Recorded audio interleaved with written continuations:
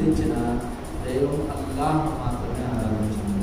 ఎందుకంటే ఆయన మిమ్మల్ని పుట్టించాడు, ఈ జీవితాన్ని ఆయనే మీకు ఇచ్చాడు. అల్లాహ్ తఆలా ఖురాన్లో చెప్తున్న విషయం, మనిషిని అల్లాహ్ తఆలా పుట్టించిన ఒక మాట ఏదైతే ఉందో, ఒక మాట దేనికోసమైతే అల్లాహ్ తఆలా పుట్టించారో అది కేవలం అల్లాహ్ యొక్క నామస్మరణ మరియు అల్లాహ్ మీద విశ్వాసం. ఈ విశ్వాసం అనే మాట ఏదైతే ఉందో అది చాలా ముఖ్యమైన విషయం ఉంది. ఈ విశ్వాసం కోసం ఏదైతే ఉందో ప్రవక్తలందరూ కూడా మనం చూసుకుంటే ప్రవక్తలు చాలా మంది ప్రవక్తలు చాలా మంది కూడా ఈ యొక్క విశ్వాసం కోసమే పోరాడారు. అల్లాహ్ ఆరాధన చేయాలి అంటే దానికి ముందు కావాల్సింది విశ్వాసం. ఈ విశ్వాసం ఎలాంటిది అంటే అల్లాహ్ తఆలా దగ్గర దేనికైనా విలువ ఉందా అంటే అది ఆ విశ్వాసానికే విలువ అల్లాహ్ తఆలా ఇస్తాడు. యా అయ్యుహల్లదీన ఆమను ఆమను. ఇంకో చోట అల్లాహ్ తఆలా ఏం చెప్తున్నా అంటే ఓ మానవులారా. ఇక్కడ అల్లాహ్ తఆలా విశ్వాసులారా అని చెప్పలేదు. ఇప్పుడు ఖురాన్లో చదివే ఏదైతే ఆయతులు ఉంటాయో అవి ఎక్కడి నుంచి వచ్చాయండి మనకి? ఖురాన్లో ఏదైతే ఆయతులు ఉన్నాయో అవి మొత్తం కూడా అల్లాహ్ వైపు నుంచే వచ్చారు. అల్లాహ్ చెప్పిన మాటలనే మనం ఖురాన్లో చదువుతాం. మరి అల్లాహ్ తాలాని ఖురాన్లో అన్నారు, యా అయ్యుహల్లదీన ఆమను. ఇక్కడ ఓ విశ్వాసులారా అని చెప్పేసి అల్లాహ్ తఆలా పిలవలేదండి. ఏమంటే ఓ విశ్వాసులారా కాదు, ఓ మానవులారా మీరు విశ్వాసం తీసుకురండి అల్లాహ్ వైపు. అల్లాహ్ ఇక్కడ విశ్వాసం అనే మాటకి ఎంత విలువిస్తున్నారంటే ఖురాన్ మొత్తంలో కూడా ఇది మొత్తం నడిచేది ఈ యొక్క మాట మీద నడుస్తుంది. విశ్వాసం తర్వాత ఆరాధన.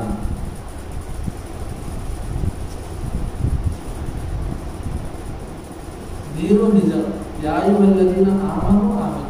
ఇక్కడ ఏమన్నారంటే ఓ మానవులారా మీరు విశ్వాసం తీసుకురండి అల్లాహ్ వైపు. ఓ విశ్వాసులారా విశ్వాసం తీసుకురండి అల్లాహ్ వైపు. ఇక్కడ విశ్వాసం అనే మాట రెండు మాటలుగా ఎందుకు చెప్పారు అంటే ఈ రోజు ఉన్న పరిస్థితిని మనం చూసుకున్నట్లయితే కేవలం మనం మాటతో విశ్వాసులుగా ఉంటే సరిపోదండి. ఈరోజు మనందరం చూస్తున్నాం, మనం ఉండేదేమో మనం ఒకరి పేరు రజాక్ అంటారు, ఒకరి పేరు రహీం అంటారు, చాలా మంచి పేరు అల్లాహ్ యొక్క పేరులో మంచి పేర్లు ఇవన్నీ. మరి మాట కోసమే పేరు కోసమే మనం విశ్వాసులుగా గుర్తించబడ్డామా? లేదా అల్లాహ్ తఆలా ఖురాన్ ఇంకో చోట చెప్తున్నారు, వమా ఖలఖతుల్ జిన్న వల్ ఇన్స ఇల్లా లియఅబుదూన్. అల్లాహ్ తఆలా ఏమన్నారంటే మేము మానవుల్ని జిన్నాత్ను కేవలం మా యొక్క ఆరాధన కోసం మేము పుట్టించాము, మా యొక్క నామస్మరణ కోసం చేయించుకోవడానికి పుట్టించాము. అల్లాహ్ తబారక వ తఆలా ప్రవక్త సల్లల్లాహు అలైహి వసల్లం ఈయన ఎప్పుడైతే ఇక్కడ భూమి మీదకి వచ్చారో దానికంటే మొదటి మానవుడు హజరత్ ఆదమ్ అలైహిస్సలాతు వస్సలాం ఎవరైతే ఉన్నారో పుట్టించారో అల్లాహ్ తఆలా మొట్టమొదటి మానవుడు. ఆయన వాళ్ళ భార్యని హజరత్ హవ్వ అలైహిస్సలాతు వస్సలాంని పుట్టించిన తర్వాత భార్యగా పుట్టించిన తర్వాత స్వర్గంలో ఒకడే ఉన్నాడు, తిరుగుతూ ఉన్నాడు. ఆయన ఒకడుంటే ఎంతకాలం కాలక్షేపం చేస్తాడు? ఎవరైనా తోడుగా ఉంటే తనకి కాలక్షేపానికి కానీ దేనికైనా కానీ సమయం అనేది ఉండేది, టైం అర్థం కాదు. ఆయనకి కాలక్షేపం కోసం ఆయనకంటే ఒక తోడు కావాలి కాబట్టి ఆ యొక్క తోడు కోసం హజరత్ హవ్వ అలైహిస్సలాతు వస్సలాంని ఈ పక్కటి ఇంకా ఏదైతే ఉందో దాంతో పాటు ఆయన్ని సృష్టించాడు ఆమె. మరి ఎప్పుడైతే మొదటిగా స్త్రీని చూశారు, మొట్టమొదటిగా ఆయన మానవుడని తెలుసు, ఆయన మగవారు అన్న విషయం ఆయనకు తెలుసు, కానీ ఆడవారు అనేది మొట్టమొదటి అక్కడి నుంచి స్టార్ట్ అయింది. ఎప్పుడైతే తన భార్యను చూసిన తర్వాత ఆయన దగ్గరగా వెళ్తున్నాడు, అల్లాహ్ తఆలా అన్నారు నువ్వు దగ్గరికి వెళ్ళొద్దు, కనీసం తాకవద్దు. ఎందుకు తాకవద్దండి? మీరు మీ భార్య పైన మహర్ అనేది ఏదైతే ఉందో దాన్ని చెల్లించాలి. వల్ల నా దగ్గర మహర్ అంటే ఏముంది, నేను ఏం చెల్లించాలి, నా దగ్గర ఏమి లేదు కదా, నా దగ్గర నాది అనేది నాకు ఏమి లేదు, ఏం చేయాలి?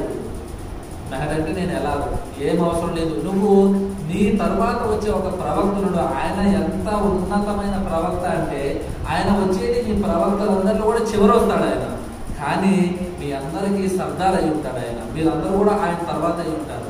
ఆయన ఉమ్మతి ఏదైతే ఉందో అది చివరిలో వస్తుంది, కానీ మొట్టమొదటిగా ఎవరు అల్లాహ్ తఆలా మైదాన హషర్ యొక్క మైదానంలో లెక్కలు ఎవరి నుంచి మొదలు పెడతారు అంటే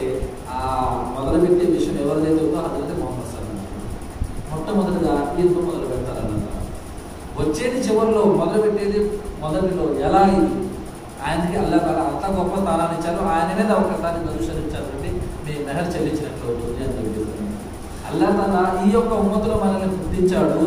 ఈ ఎలాంటి ఉమ్మత్ అంటే ఈ ఉమ్మత్ మీద మొట్టమొదటి మానవుడు కూడా దరూద్ షరీఫ్ చదివి తన మెహర్ని చెల్లించుకునే యొక్క గొప్ప స్థానం ఏదైతే ఉందో ఆ యొక్క ఉమ్మతులో మనందరినీ అల్లా తాలా గుర్తించాడు. ప్రళయం రోజున అందరూ అంటారంట, ప్రతి ప్రవక్త కూడా ఈసా అలైహిస్సలాతు వస్సలాం ఉన్నారు. ఆయన ఏమంటారంటే వాళ్ళ నేను మా తల్లి గారైన మరియం గారి గురించి కూడా అడగను, నన్ను కేవలం స్వర్గాన్ని పంపించండి అని అడుగుతారు. ప్రతి ఒక్క ప్రవక్త కూడా ఆయన గురించి మాత్రమే కోరుకుంటాడు, ఆయన యొక్క ఉమ్మత్ గురించి ఎవరు అడగరు. ఎందుకు అంటే ఆ రోజు ఉన్న పరిస్థితి అంత భయంకరమైన పరిస్థితిగా ఉంటుంది. మరి ప్రవక్త సల్లల్లాహు అలైహి వసల్లం అందరూ యా నఫ్సీ నేను నాది చూడు అల్లా, నన్ను క్షమించు, నన్ను స్వర్గాన్ని పంపించు ఇలాంటి సౌండ్స్ వస్తుంటే ఇందులో ఒక ప్రత్యేకమైన సౌండ్ ఏమవుతుందంటే అల్లా నా యొక్క ఉమ్మతిని రక్షించి వాళ్ళని స్వర్గంలోకి ప్రవేశపెట్టు అల్లా అని చెప్పేసి ఈ యొక్క దువా ఒకళ్ళు చేస్తూ ఉంటారు. ఆయన ఎవరంటే హజరత్ ముహమ్మద్ రసూలుల్లాహ్. ఆయన ప్రవక్తలకు ఏమి నేర్పించారు అయ్యా అంటే ఆయన వచ్చిన దగ్గర నుంచి ఏమి నేర్పించారు అంటే కేవలం అల్లా మీద విశ్వాసం, ఏది జరిగినా అల్లాతోనే జరుగుతుంది, అల్లా యొక్క నామస్మరణతోనే ఏది జరిగినా జరుగుతుంది, అల్లా తలుచుకోకుండా ఏది చేయలేము, ఏది జరగదు కూడా.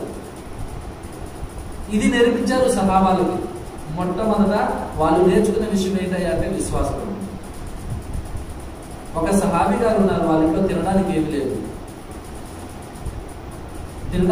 భార్య ఉంటుంది, ఎన్ని రోజులు ఇంట్లోనే కూర్చుంటావు, వెళ్ళి సంపాదించుకోలేరా, దాని తర్వాత మనం తినగలుగుతాం. సంపాదన లేకపోతే తిండి ఎక్కడి నుంచి వచ్చిందంటే ఎవరైనా కానీ మీరైనా నేనైనా కానీ మనం వెళ్ళి బయటికి సంపాదించకపోతే మన ఇంట్లో కూర్చొని తినాలని తింటారా? లేదు. అలాగే ఆ యొక్క సహాబీని వాళ్ళ ఆమె ఏమంటుందంటే వెళ్ళి నువ్వు సంపాదించుకున్నా అంటే ఆయన ఏం చేశారు, ఇంటి దగ్గర నుంచి ఏం చేశారు అంటే వధువు చేశారండి. బయటికి వెళ్ళి ఏం చేశారు, మొట్టమొదటిగా మంచి వధువు చేశారు. మళ్ళా అలా చాలా ప్రశాంతంగా కూర్చొని సున్నత్ పద్ధతిని పాటిస్తూ ఆయన వధువు అనేది చేశారు. చేసిన తర్వాత ఏం చేశారు, ఆయన తిన్నగా మస్జిద్కి వెళ్ళి మస్జిద్లో ఏం చేశారంటే 2 రకాల నఫిల్ నమాజ్ చదువుతున్నారు. 2 రకాల నఫిల్ నమాజ్ చదువుతారు. నమాజ్ చదివిన తర్వాత అల్లా తర్వాత దువా చేశారని అల్లా నాకు ఇంట్లో తినడానికి వెళ్ళలేదు, తినడానికి ఏమైనా కావాలి అని చెప్పేసి. ఇది మొత్తం అయిపోయిన తర్వాత ఆయన అక్కడి నుంచి వెళ్ళేది వాళ్ళ ఇంటికి వెళ్తున్నారు. ఇంటికి వెళ్ళిన తర్వాత భార్యను పిలిచి అడిగారు, ఇంట్లో ఏమైనా ఉందా తినడానికంటే, ఇప్పుడే కదా నువ్వు వెళ్ళావు, ఇప్పుడే నేను బయట నుంచి తీసుకుంటామని పంపిస్తే నువ్వు ఇంట్లోకి వచ్చి అడుగుతావు ఏంటి, ఏమైనా ఉందా అని. ఏమి లేదు, వెళ్ళి తీసుకున్నా ఏదో ఒకటి. ఈయన ఏమనుకున్నాడంటే ప్రవక్త సల్లల్లాహు అలైహి వసల్లం చెప్పారు, అల్లా ఏది అడిగినా ఇస్తాడు. అయ్యా అల్లా ఏది అడిగినా ఇస్తాడు, ఏది అడిగినా ఇచ్చినప్పుడు నేను తినడానికి అడిగింది ఎందుకేమలేదు అని నేను అనుకోలే. ఆయన ఏమనుకున్నారు అంటే ప్రవక్త గారు చెప్పిన మాట ఎన్నటికీ అబద్ధం కాదు. ఏమంటే ప్రవక్త గారు చెప్పిన మాట ఎన్నటికీ అబద్ధం కాదు, నేను చేసిన పనిలోనే ఏదో తప్పు జరిగింది. ఏం చేస్తానంటే మళ్ళీ నేను చేసిన వధులో కానీ లేదా నా యొక్క నమాజ్లో కానీ నా యొక్క అడిగే పద్ధతిలో కానీ ఏదైనా లోపం జరిగి ఉంటుంది ఖచ్చితంగా. ఆయన విశ్వాసం మీద దేవుడు ఇవ్వడు అనే మాట మీద ఆ మాట అనుకోలేదు, లేదా ప్రవక్త గారు చెప్పిన మాట అబద్ధమైంది అని కూడా అనుకోలేదు. ఆయన ఏమనుకున్నారంటే నేను చేసిన పని ఏదైతే ఉందో అందులోనే ఏదో లోపం జరిగింది అని చెప్పేసి మళ్ళీ వెళ్ళి ఆయన అనుకుంటాడు, నేను వెళ్ళి మళ్ళీ వదులు చేస్తాను. ఏమంటే మళ్ళీ వదులు చేస్తా, ఈసారి మంచిగా చేస్తాను, మొదటి కంటే కూడా 2సారి ఇంకా ప్రశాంతంగా మంచిగా చేస్తాను, తర్వాత మళ్ళీ నమాజ్ చదువుతాను, మళ్ళీ అలా అని అనుకుంటాను. మళ్ళీ నమాజ్కి వెళ్తున్నారు, మంచిగా వదులు చేస్తారు, మళ్ళీ నమాజ్ చదువుతున్నారు, మళ్ళీ దువా చేసి ఇంటికి వస్తున్నారు. మళ్ళీ అడిగారు వారితో ఏమైనా ఉందా, లేదు, ఏమీ లేదు, నేను తీసుకొని రాలేదు ఇంకా. మళ్ళీ ఎందుకు అడుగుతున్నావు, ఇలా ఎందుకు అడుగుతున్నావు పొద్దాకులు. కానీ అసలు ఆయన ఏం చేస్తున్నాడో ఏమో తెలియదుగా. ఆయన సంపాదనకు పోతుండేమో అని ఏమనుకుంటుంది, ఏదేమో సంపాదించుకున్నానే అల్లాహ్ దగ్గర తీసుకోవాలి అని ఏదర్థం. సంపాదించకపోయినా కానీ అల్లాహ్ ఇస్తాడు అన్న విశ్వాసం మనసులో ఏదైతే ఉందో అది ఎంత గట్టిగా ఉంటుంటే ఆయన ఈ విషయం అనుకుంటాడు, నేను చేసిన దాంట్లో తప్పుంది కానీ ఆయన ఇస్తాన దాంట్లో అబద్ధం లేదు. 2సారి కూడా ఏమి లేదు, 3సారి కూడా సేమ్ అదే పద్ధతిలో మళ్ళీ మంచిగా వదిలేసింది. మొదటికి రెండోసారి కంటే కూడా బాగా వసూలు చేస్తాడు. మళ్ళీ మసీద్కి వెళ్ళి ప్రశాంతంగా నమాజ్ చదువుతుంది. 2 రకాల నఫిల్ నమాజ్ చదివి మళ్ళీ అల్లాహ్ తఆలా కోరుతున్నారు, వాళ్ళ నాకు ఏమైనా తినడానికి, నా ఇంట్లో నాకు తినడానికి ఏదైనా కావాలి అని చెప్పేసి ఆయన మళ్ళీ 3వసారి నమాజ్ చదివి అల్లాహ్ తఆలాతో అడిగిన తర్వాత ఎప్పుడైతే ఇంటికి వెళ్తున్నారో ఇంట్లో అడుగుతున్నారు, ఏమైనా ఉందా ఇంట్లో అని చెప్పేసి అడిగితే ఉంది అని చెప్పేసి అన్నారు. ఏముంది అంటే ఇసురాయి దానంతటికి అదే తిరుగుతుంది, దాంట్లో నుంచి గోధుమలు పోయకుండానే గోధుమ పిండి బయటపోతుంది. అయ్యా ఇది ఎక్కడి నుంచి వచ్చిందండి? ఎవరైనా పోసారు, అందులో ఎవరైనా పోస్తున్నారా, లేదా ఎవరైనా తిప్పుతున్నారా?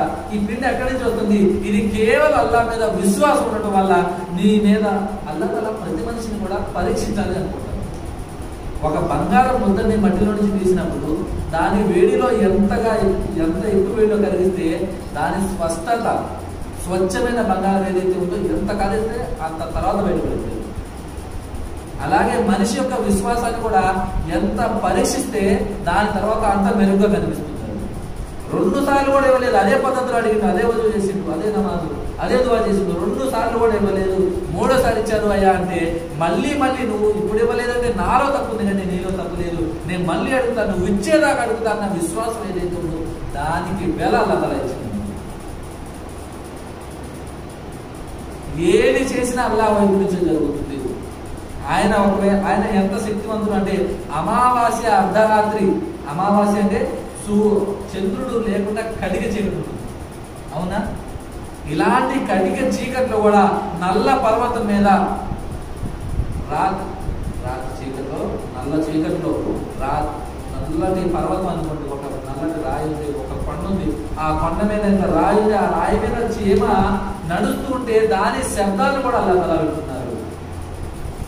అల్లాహ్ తఆలా దాని శబ్దాన్ని వింటున్నారు, దాని మనస్సులో ఏముందో ఆ యొక్క కోరిక కూడా అల్లాహ్ తఆలా తెలుస్తున్నారు. ఏ మనిషి సంకల్పం ఏదైతే పెట్టుకుని పని చేస్తాడో ఆ సంకల్పం వైపు నుంచి అల్లాహ్ తఆలా వాళ్ళకి అది ప్రసాదించడం జరుగుతుంది. ఒకవేళ నువ్వు అనుకుంటున్నావు వాళ్ళనే నమాజ్ చదవడం వల్ల అల్లాహ్ తఆలా నాకు ఇస్తారు అన్న విశ్వాసం, ఆ యొక్క సంకల్పం నీ యొక్క మనసును గట్టిగా ఉన్నట్లయితే అల్లాహ్ తఆలా అదే విధంగా నీకు నీ యొక్క కోరికలు ఏదైతే ఉన్నాయో, నీ యొక్క ఆలోచనలు ఏదైతే ఉన్నాయో ఆ ఆలోచన అల్లాహ్ తఆలా పూర్తి చేస్తాడు. కానీ దానికి ఒక షరతు ఏంటయ్యా అంటే కేవలం అల్లాహ్ మీద విశ్వాసం ఉంటుంది. ఈ విశ్వాసం అనేది ఊరికే రాదండి. ఒక వస్తువు కొనాలి, ఒక బంగారం బిస్కెట్ కొనాలి, లేదా బంగారం చిన్న వస్తువు కొనాలి, అది ఉండేది ఇంతే, 30,000, 40,000, 50,000 ఇంత దాని యొక్క ఖరీదు. ఎందుకయ్యా అంటే ఆ యొక్క వస్తువు అలాంటిది. అల్లాహ్ తఆలా ఏమంటున్నారు? ప్రవక్త సల్లల్లాహు అలైహి వసల్లం అల్లాహ్ తఆలా ఒక దేవదూత ఏమంటారంటే ప్రళయ రోజున స్వర్గానికి వెళ్ళే వాళ్ళందరూ స్వర్గానికి, నరకానికి వెళ్ళే వాళ్ళందరూ నరకానికి వెళ్ళారు. అయితే అల్లాహ్ తఆలా ఏమంటారంటే ఒక దేవదూత ఏమని చెప్తారంటే, వెళ్ళి నరకంలో ఎవరైనా ఉన్నారేమో చూడు, ఎవరి మనస్సులో ఆవగింతంత విశ్వాసం ఉన్నా ఆ యొక్క మనిషిని నువ్వు నరకం నుంచి తీసుకుని ఏమో మిగతా తప్పుల గురించి ఆయన శిక్ష అనుభవించిన తర్వాత ఆ పాపాలన్నింటికి ఆ యొక్క పట్టిన మట్టి ఏదైతే ఉందో, దుమ్ము ధూళి ఏదైతే ఉందో అది మొత్తం క్లియర్ అయిపోయిన తర్వాత ఆ యొక్క విశ్వాసానికి బదులుగా ఆయనకి అల్లాహ్ తఆలా 10 రెట్లు స్వర్గం, ఈ యొక్క భూమండలం ఎంత ఉందో దానికంటే 10 రెట్లు పెద్ద స్వర్గాన్ని అల్లాహ్ తఆలా ఇస్తారు. ఇక్కడ ఎందుకు ఇచ్చారండి? నరకాన్ని పంపించారు. ఎందుకు ఇచ్చారు? అంత పెద్ద స్వర్గాన్ని ఎందుకు ఇచ్చారంటే ఏమి లేదంటే కేవలం విశ్వాసం ఏదైతే ఉందో ఆ విశ్వాసం, ఆవగిందంత విశ్వాసం ఏది ఎవరైతే తీసుకెళ్తారో వాళ్ళకి అల్లాహ్ తఆలా ఎంత పెద్ద బహుమానం ఇస్తున్నారంటే దానికి లెక్క లేదు. మరి ఎప్పుడైతే మనం ఆరాధన కోసం మస్జిద్కి వస్తామో, నమాజ్ అదా ఇచ్చిన తర్వాత, అల్లాహ్ అదా ఇచ్చిన తర్వాత ఆరాధన చేయడానికి వస్తున్నాం, నమాజ్ చదవడానికి వస్తున్నాం, గురువు గారి దగ్గర చెప్పిన విషయాలు తెలుసుకోవడం, పుస్తకాల్లో రాసుకున్న హదీసును చదివి ఏం చేయాలి ఏం చేయకూడదు అన్న విషయాన్ని చదువుకోవడం, నేర్చుకోవడం, గురువు గారి దగ్గర నేర్చుకోవడం. గురువు లేని విద్య గుడ్డిది. అయ్యా ఒక విషయం బాగా గుర్తుపెట్టుకోవాల్సింది ఏంటంటే గురువు లేని విద్య గుడ్డిది. ఎంత చదువుకున్నా దాని అసలు యొక్క వివరణ నువ్వు పొందలేవు. అది ఎలాగా మన యొక్క గురువుగారు ఎవరైతే ఉన్నారో వాళ్ళ దగ్గర అడిగి నేర్చుకునే దాన్ని, ఆ యొక్క ఆచరణ చేసేదాన్ని విశ్వాసం ఉండాలి, దాన్ని నేర్చుకోవాలి. ఈరోజు మన విశ్వాసం ఎంత గట్టిగా ఉందంటే ఫజర్ నమాజులు అజా ఇచ్చిన తర్వాత మంచం మీద పడుకున్నాం. అజా ఇచ్చారు, అజా అయిపోయింది, నమాజ్ టైం అయింది. మన విశ్వాసం ఎంత గట్టిదంటే ఈ యొక్క మంచం మీద పడుకున్న వాళ్ళు మసీదు దగ్గర రాలేము. మన విశ్వాసం ఏం చేస్తుంటే మంచం దగ్గర నుంచి మసీదుకి తీసుకురాగలుగుతుంది. ఇలాంటి విశ్వాసం రుద్ర సోదరులారా మనల్ని నరకం నుంచి కాపాడే స్వర్గానికి లభిస్తుంది. ఒకసారి ఆలోచించండి. అల్లాహ్ చెప్పిన ఖురాన్లో యాజువనాసు రబ్బకుంటది ఖలకతు వల్లదీన తత్తకు, ఓ మానవులారా మీరు మీకంటే ముందు వారిని ఎవరైనా ఎంతమంది అయితే ఉన్నారో వారందరినీ కూడా అల్లాహ్ తాలా ఆయనకి వాళ్ళందరికీ జీవనం ఇచ్చాడు. కావున మీరు ఆయనకి ఆరాధన మాత్రమే చేయండి.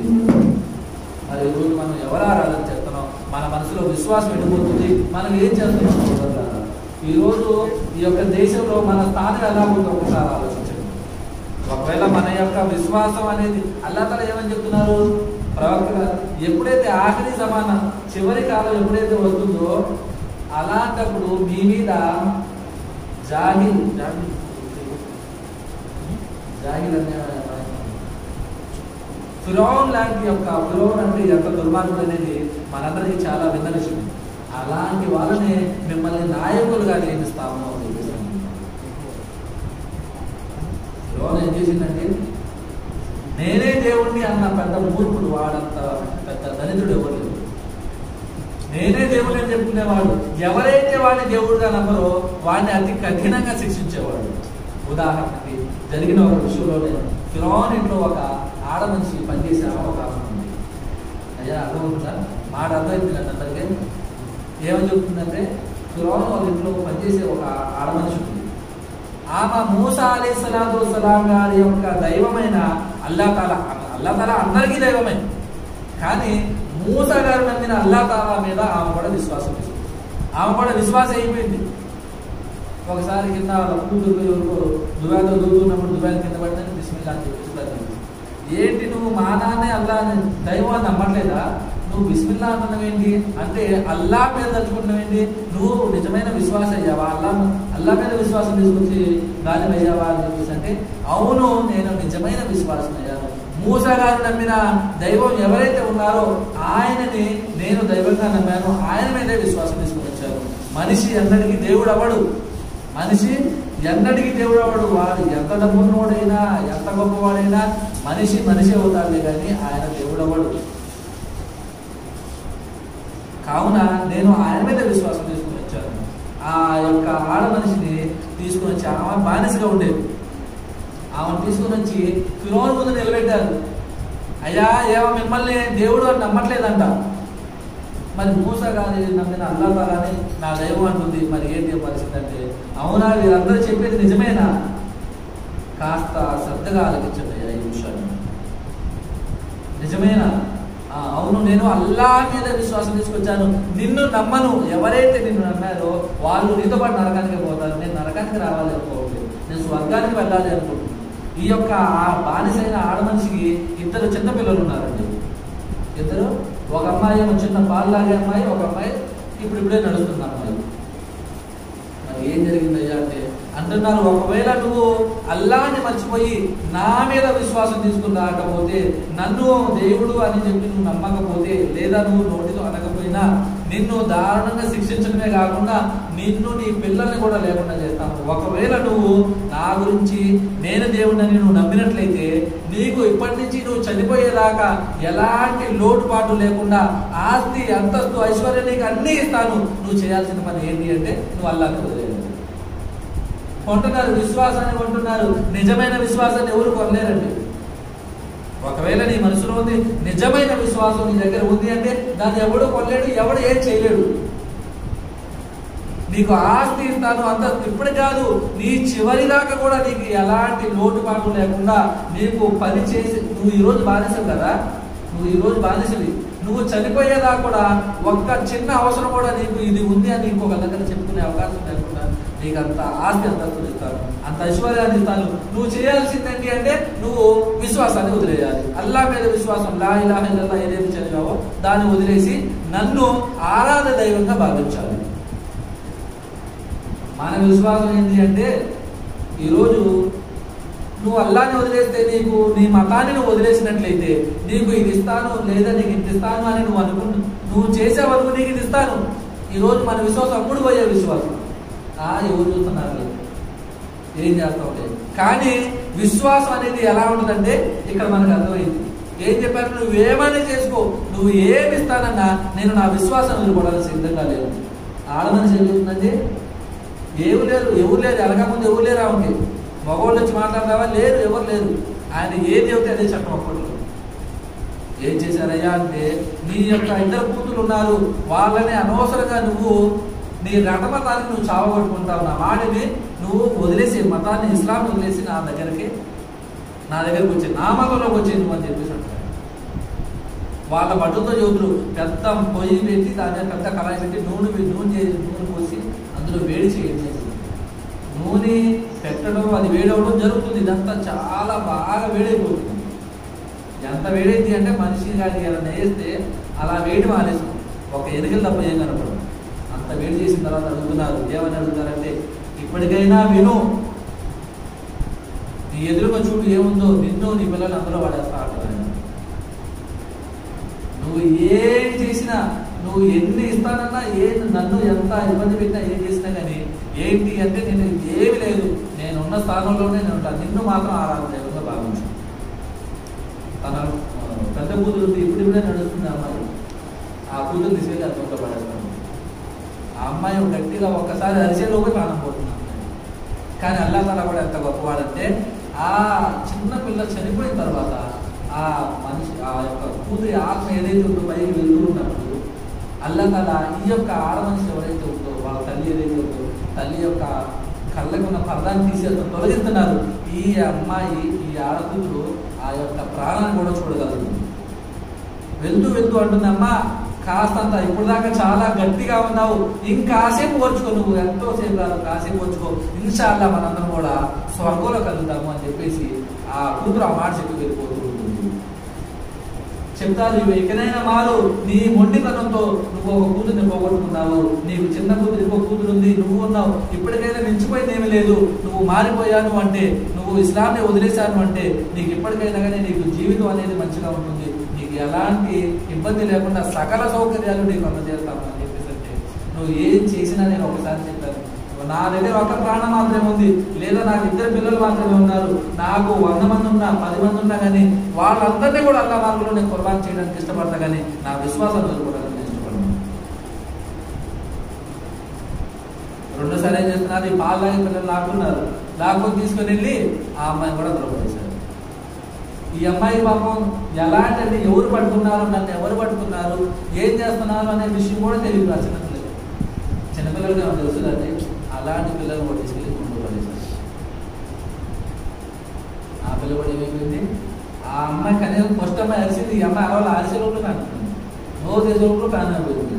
ఈ మాటలు కానీ చిన్న పిల్ల కూడా వెళ్తూ అమ్మ చాలాసేపు గడిచిపోయింది, ఇంకాసేపు ఓర్చుకో, ఈ బాధనే ఇంకాసేపు ఓర్చుకో, ఇన్షాల్లా మనందరూ కూడా స్వర్గంలో కలుస్తాము. ఇది అయిన తర్వాత ఇక నీ వంతు వచ్చింది, నీకు ఇద్దరు కూతుర్ని పోగొట్టుకున్నావు నీ మొండితనంతో, నువ్వైనా బతికిపో, నీ ప్రాణమైనా బతికించుకో, నీకు ఇప్పటికైనా కానీ నీ దగ్గర అవకాశం ఉంది, నాకు అవకాశం ఇచ్చినా నువ్వు ఏమి ఇచ్చినా కానీ వద్దు, నాకు ఏం కావాలి, నేను అల్లానే నమ్ముతాను, లా ఇలాహా ఇల్లల్లాహ్ మూసా కలీముల్లాహ్, అల్లా తప్ప ఆరాధన దైవం మరొకరు లేరు. హజరత్ మూసా అలైహిస్సలాం అల్లా యొక్క నబీ, అల్లా వైపు వచ్చిన నబీ.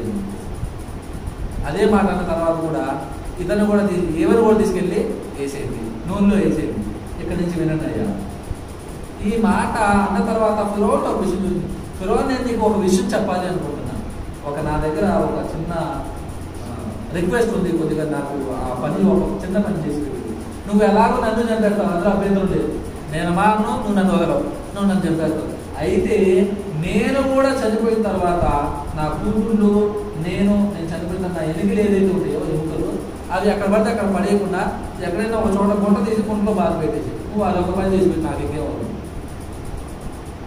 ఎక్కడ పడితే అక్కడ కుక్కలు మీకునే ఇవన్నీ చేస్తే అలా కాకుండా ఒక చోట గుంట తీసి ఆ గుంటలో బాధ పెట్టేసి ఇది ఒక పని చేసి పెట్టి నాకు సరే నీ యొక్క మాటని పూర్తిగా చేయబడుతుంది అని చెప్పేసి ఈ ఆర్మర్షిప్ తీసుకెళ్ళి నువ్వు వేసేస్తానండి. ఆ తల్లి ఎలాగ ఫస్ట్ కూతుర్ని ఎదురుగా పోగొట్టుకుంటూ ఆ తల్లి మనసులో ఎలాంటి ఆలోచన లేదా గుండె పగిలిపోయి ఉంటుంది, కళ్ళంతా లోపల పగిలిపోతుంది, గుండె అనేది పగిలిపోతుంది. కూతుర్ని ఎదురుగా, అది కూడా చనిపోవడం కాదు, నూనెలో వేసి జబర్దస్తి కాల్చి చంపడం, ఎంత కిరాతకంగా చంపినా. ఈరోజు మన తల్లులు కానీ లేదా మనం కానీ అలాంటి పరిస్థితిని ఒకవేళ చూసినట్లయితే మనం విశ్వాసాన్ని వదులుకుంటామని కానీ మన యొక్క పిల్లలు పోవడానికి మనం చూడాలి. అదే ఒకరి పిల్లలకి ఏదైనా వెళ్ళిపోతే కాలధర్మంలో మనం చేసేది ఏముందని కన్నీళ్ళు పెట్టుకుని వదిలేస్తాం. కానీ ఒక పని చేయడం కోసం నీ పిల్లలు పోతున్నారంటే ఆ పనిని వదిలేస్తాము, లేదా పిల్లలు వదులుతాం. అలాంటి ఇది కూడా ఆ ఆడవుడు ఎంత ఇది చేసి ఉంటుందంటే అలా తల ఆ పిల్లలు అలా చూస్తూ తన మనసు ఎలా ఎన్ని సార్లు పగిలిపోతుందని చెప్పండి. ఇతను ఏమో తీసుకుని వెళ్ళి నూనెలో పడేశాడు. ఆమె వచ్చింది ఇచ్చిన మాట ప్రకారం ఆమెను తీసుకెళ్ళి ఏం చేశారు అంటే ఒక గుంట తీసి ఆ ఎలుకలన్నీ కూడా ఒక చోట గుంట తీసి కూర్చోబెట్టేశారు. ఇది జరిగిన తర్వాత దాదాపు 2000 సంవత్సరాల తర్వాత, 2000 నుంచి 2500 3000 సంవత్సరాల తర్వాత హజరత్ ముహమ్మద్ సల్లల్లాహు అలైహి వసల్లం ఈయన భూమి మీదకి రావడం జరిగింది.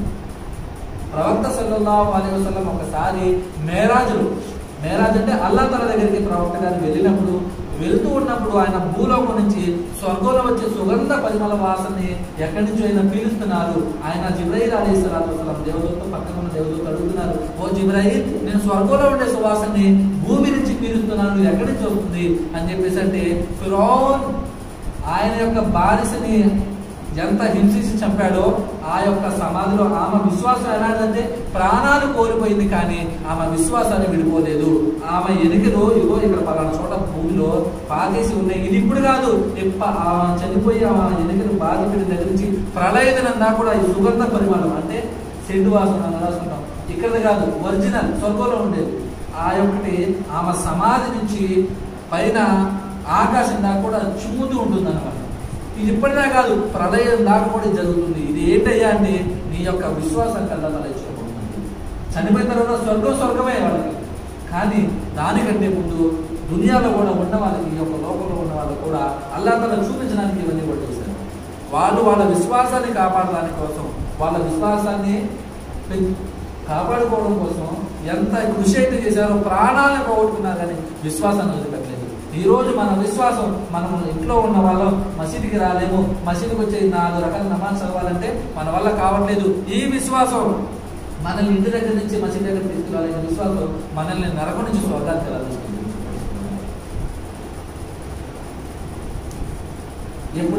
ఎప్పుడైతే మనం అల్లాహ్ మీద భయపడదు, ఒకటి ఇందులో రెండు స్టేజీలు ఉన్నాయండి, 2 స్టేజీలు ఉన్నాయి విశ్వాసంలో, 2 స్టేజీలు. ఒకటి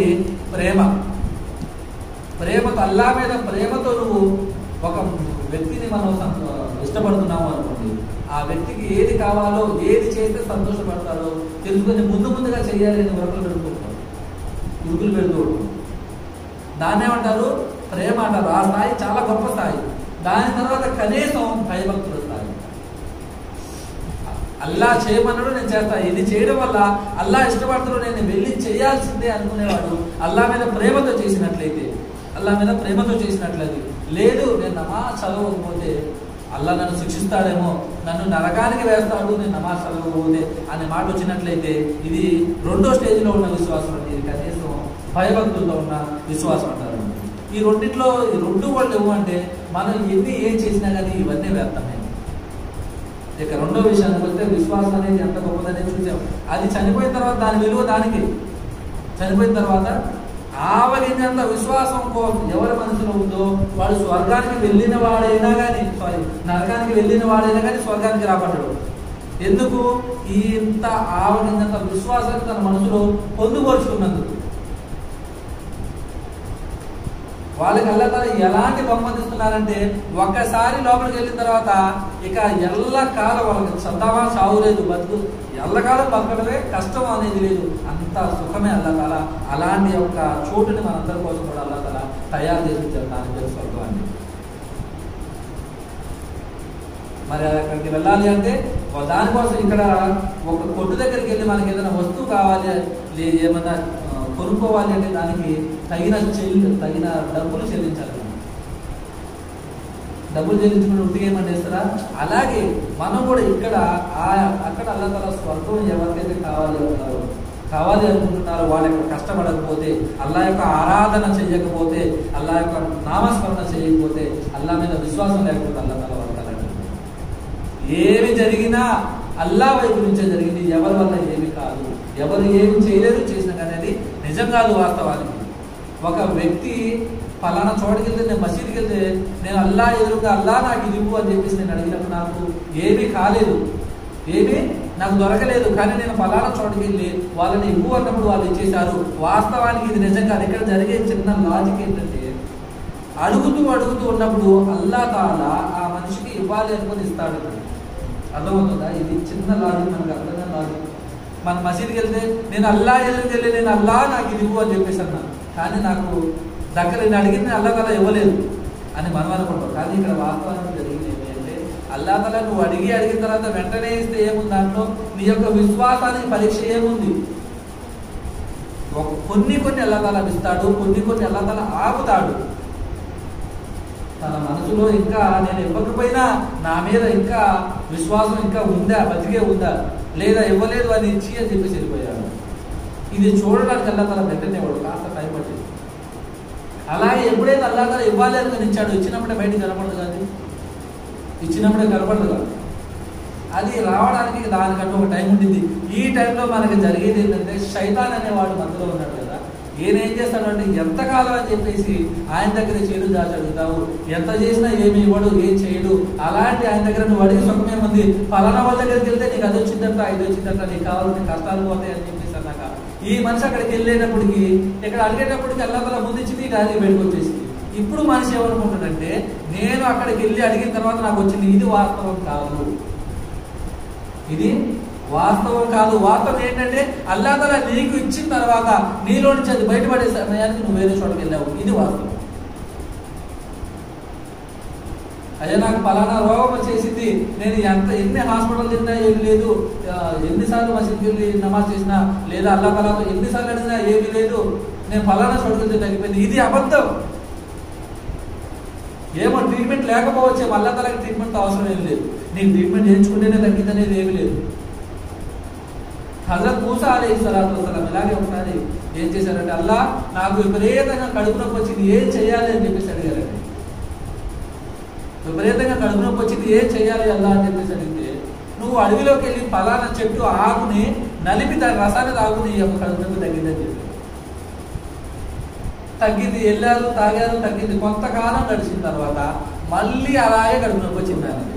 ఈసారి ఏమేం చేసిండు గొప్పోడుగా, ఈయనేం చేసిందంటే ఆయనతో పాటు ఫస్ట్ ఏ పని అయితే చేసిందో చెట్టు కాడికి వెళ్ళి రసాన్ని తీసుకొని తాగిండు. తగ్గే కాలం కొద్దిగా పెరిగిపోయింది. అల్లాహ్ అని మళ్ళీ గుర్తొచ్చింది అల్లాహ్. అయ్యా మోసా ఏమైంది, ఎందుకు పిలిచినావు అయ్యా అంటే, అల్లాహ్ నువ్వు ముందు చెప్పినప్పుడు కడుపు నొప్పి వచ్చింది నాకు, నేను పలానా తాగితే నాకు తగ్గిపోయింది, రెండోసారి కూడా నేను అదే పని చేశాను కదా, మళ్ళీ ఎందుకు తగ్గలేదు, తగ్గే కాలంగా పెరిగింది ఎందుకు? నువ్వు మొదటిసారి నువ్వు నన్ను అడిగి వెళ్ళినప్పుడు నేను అందులో షిఫా ఉంచాను, నీకు తగ్గే గుణాన్ని నేను ఔషధాన్ని అందులో నింపి ఉంచాను, అందుకనే నీకు తగ్గింది. రెండోసారి నువ్వు వెళ్ళినప్పుడు నీ అంతా నువ్వు వెళ్ళాక నన్ను అడిగి వెళ్ళావా? అది తగ్గాలన్నా, నువ్వు వేసుకున్న మెడిసిన్ పని చేయాలి అన్నా, నువ్వు వెళ్ళి ఎక్కడైతే అదంతా పని చేయాలన్నా, ఇదంతా కూడా అల్లాహ్ యొక్క గ్రిప్పులోనే ఉంటుంది. ఆయన చేసేటప్పటి నుంచి మన తలకాయ కనుక కాలుపై వెళ్ళినా కానీ ఏది కూడా. మరి ఇదంతా మనకి ఎప్పుడైతే వస్తాయి, ఎప్పుడైతే మనం కాస్తంత సమయాన్ని తీసి మనం వచ్చి మసీదులో కూర్చుంటామో, ఏదైనా నేర్చుకోవాలి అనుకుంటామో, గురువు గారిని లేని విషయాలు, మనకు తెలియని విషయాలు గురువు గారి దగ్గర నుంచి నేర్చుకుంటాము. గురువు లేని విద్య గుడిదండి, నేనైతే బయట చదువుకో, అక్కడి నుంచి ఎక్కడి నుంచి అంటే నా మాట నేను నమ్మాలి, నా దగ్గర సాక్ష్యాలు లేవు. ఒక విషయం బాగా అర్థం చేసుకోవాలి ఇక్కడ. నేను ఏదైనా అది జరిగిపోయింది, ఇలా జరిగింది, అలా జరిగింది, హదీసులో ఎలా ఉంది అంటే నా దగ్గర సాక్ష్యాలు లేదు, చూపిమైనా నేను చూపించలేదు. ఎవరు చూపిస్తారు నీకు? ఎవరైతే విద్యావంతులు ఉన్నారో, పండితులు ఉన్నారో, మన గురువు గారు ఉన్నారో వాళ్ళ దగ్గరికి వెళ్ళయ్యా, ఇది ఇలా చెప్పారు, ఇది నిజమేనా, ఇది ఇలాగే ఉందా, లేదా దీని అనువాదం ఏంటయ్యా అని చెప్పేసి వాళ్ళని అడిగి వాళ్ళ ద్వారా మనం తెలుసుకొని దాని మీద అమలు చేయాలి. ఇంకొక విషయం మనం బాగా గుర్తు చేసుకోవాల్సిన విషయం ఏంటి అంటే, ఒక హదీస్లో ఏమని చెప్తున్నారంటే, ఒక మనిషి మసీద్కి రావడానికి, ఇక్కడ మసీద్ అనేది చాలా ఇంపార్టెంట్ అనే విషయం. ఎందుకంటే ఎవరైనా ఆరాధన చేయడానికి ఎక్కడ పడితే అక్కడ చేస్తానే కుదరదు. దానికంటే ఒక స్థలం ఉండాలి, అది పవిత్రంగా ఉండాలి. బయట కూడా చేసుకోవచ్చు. పొలానికి వెళ్ళే వ్యక్తి అయ్యా పొలంలో చదువుకోకూడదు అని చెప్పేసి చేయొచ్చు. అయితే అది పొలంలో ఉన్నప్పుడు మాత్రమే. ఒకవేళ నువ్వు అక్కడి నుంచి ఇక్కడికి అదాయించిన తర్వాత పొలం నుంచి నువ్వు ఇక్కడ దాకా వచ్చి చదువుకునేంత టైం నీకు ఉంది అంటే నువ్వు రావాల్సిందే ఇక్కడికి. వచ్చి ఇక్కడే చదవాలి, అక్కడ చదివితే చదవదు. నీకు ఉంది, టైం ఉంది, టైం తక్కువగా ఉంది, నమాజ్ వెళ్ళేసరికి నమాజ్ టైం అయిపోతుందేమో అనుకున్నప్పుడు నువ్వు అక్కడ నమాజ్ చదువుకోవచ్చు. అలాగని చెప్పి నువ్వు కొత్తగా అక్కడే చదువుతానంటే ఎక్కడ కూర్చొని అక్కడ రాదు. అది అవసరానికి మాత్రమే వచ్చింది. మస్జిద్ అనేది ప్రతి ఒక్కరికి, మీకు మాకు ప్రతి ఒక్కరికి కూడా ఆరాధన చేయడానికి ముఖ్యమైన ప్రదేశం ఏమిటి అంటే మస్జిద్. ఇందులో ఏం జరుగుతుందంటే పరిస్థితులు కూర్చొని వాళ్ళ వాతావరణం ఉంటుంది. ఈ మాట మనం బయట చెప్పామనుకోండి, ఇప్పుడు బయట కూర్చొని చెప్పామంటే మనకి ఎంతైతే లోపల నమ్మకం కలుగుతుందో ఆ నమ్మకం బయట రాదు. అది ఇక్కడ మాత్రమే దొరుకుతుంది. ఎందుకంటే ఇక్కడ ఇది అల్లాహ్ యొక్క దర్బార్ కాబట్టి. మసీదులోకి రావడం అంటే ఏదో వచ్చేసి కూర్చున్నాం కాదు, అల్లాహ్ ముందు మనందరం కూర్చున్నాము. ఇక్కడ విన్నప్పుడు ఒక్కొక్క మాటకి దానికి సంబంధించిన విశ్వాసం ఏదైతే ఉందో అది అల్లాహ్ కూడా నింపుతున్నారు మనసులో. కానీ బయట మీకు అది ఉండదు. కొన్ని స్థలాలకి, కొన్ని ప్రదేశాలకు ఉన్న ప్రాముఖ్యత బయట వేరే స్థలాలకు ఉంటుందండి. అందుకనే ప్రతి ఒక్కరూ మగవారు ఖచ్చితంగా నమాజ్ చదవాలి అంటే అది మసీదులోనే చదవాలి. నాకు మసీదులో నేను చదవనయ్యా, మసీదు అవసరం లేదు అంటే అది నువ్వు చెప్పాల్సిన అవసరం లేదు. ఆ మాట చెప్పడానికి అసలు లేదు. ఎందుకంటే ఖచ్చితంగా ఉండాలి ఒక చోటు. అందరూ ఒక చోటు వచ్చి నమాజ్ చదువుకోవాలి. మసీదే కాదు, సరే మసీదు లేదు అనుకోండి, ఒక చోటు వచ్చి నేను నమాజ్ చదువుకుంటూ ఉంటాను, అందరం కలిసి చదువుకుంటాం, అక్కడ దాన్నే మసీదు చేస్తాం. నా ప్లేస్ని అంటాం. అలాగా మీరు మనం నమాజ్కి రావడానికి అవసరం లేదు, నేను చేయలేవులే అంటే మన విశ్వాసంలో గుర్తుపెట్టుకోవాల్సిన విషయం ఏంటంటే మన విశ్వాసాన్ని కాపాడుకోవాలంటే ఎక్కడికి రావాలి? మొదటిగా మనం మసీదులోకి రావాలి. ఒక వ్యక్తి హదీస్లో ఏం చెప్తున్నారంటే ప్రవక్త సల్లల్లాహు అలైహి వసల్లం ఒక మనిషి నమాజ్కి, ఇప్పుడు జోహర్ నమాజ్కి అదా ఇచ్చారనుకున్నాం, నమాజ్కి అదాకి కనీసం అరగంట లేదా పావుగంట సమయం ఉంటుంది. ఈ సమయంలో నేను ఏదైనా నేర్చుకుంటాను, కొత్త విషయం నేర్చుకుంటాను నమాజ్ సమయం అయ్యేదాకా, లేదా ఖాళీగా ఉన్నాను, పొద్దున సాయంత్రం ఖాళీగా ఉన్న మసీదుకి వచ్చి ఏదైనా తెలియని విషయం నేర్చుకుందాము, లేదా ఒక హదీస్ చదువుకుందాం, లేదా ఒక సూరా నేర్చుకుందామని ఈ సంకల్పంతో ఎవరైనా ఇంటి దగ్గర నుంచి మసీదుకి వచ్చి కాసేపు ప్రయత్నం చేస్తున్నారు, కృషి చేస్తున్నారు, ఒక సూరా నేర్చుకోవడానికి కావచ్చు, లేదా ఒక ఆయత నేర్చుకోవడానికి కావచ్చు, వాళ్ళకి ఏం చెప్తున్నారంటే ప్రవక్త సల్లల్లాహు అలైహి వసల్లం వాళ్ళు 1000 రకాలు నఫిల్ నమాజ్ చదివితే ఎంత పుణ్యం అయితే వస్తుందో ఈ సంకల్పం చేసి మసీదుకి వచ్చినంత దానికి అల్లాహ్ వాళ్ళు. మరి ఎప్పుడు ఇదంతా ఎప్పుడైతే మనం కాస్తంత సమయాన్ని తీసుకుని అల్లా మరో ఖర్చు చేయగలుగుతామో అప్పుడే చేద్దాం. అల్లాహ్ తాలా మిమ్మల్ని మమ్మల్ని అందరికీ కూడా విశ్వాసంపై ఆచరణ చేసే భాగ్యాన్ని మనందరికీ కూడా అల్లాహ్ తాలా 5 పూటలు నమాజ్ చదివే భాగ్యాన్ని